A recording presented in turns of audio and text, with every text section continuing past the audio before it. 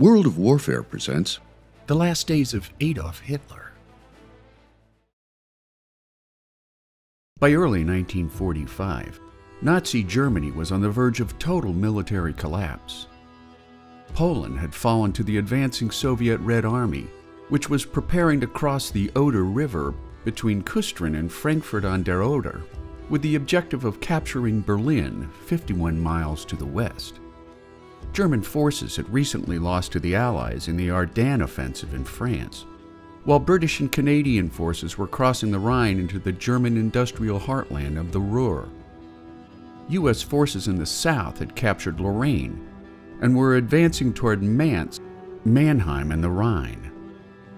German forces in Italy were withdrawing northward as they were pressed by the Allies as part of the spring offensive to advance across the Po and into the foothills of the Alps.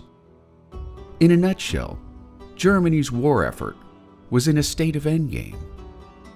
During an afternoon situation conference on April 22nd, Hitler suffered a total nervous breakdown when he was informed that the orders he had issued the previous day for an all-out counteroffensive had not been obeyed, leading Hitler to confess for the first time that Germany's war of aggression had finally been lost.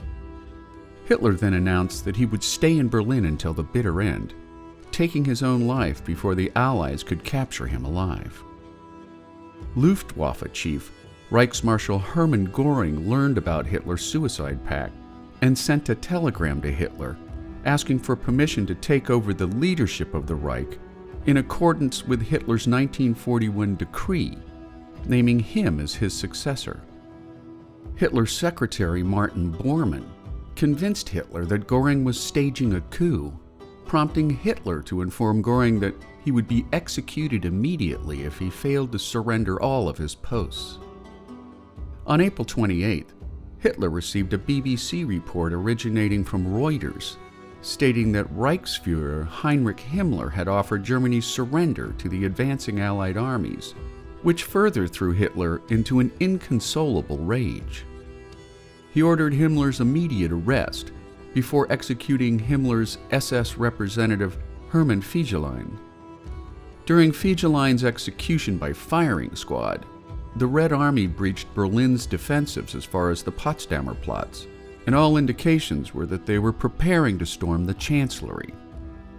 This report and Himmler's treachery prompted Hitler to make the final decisions of his life.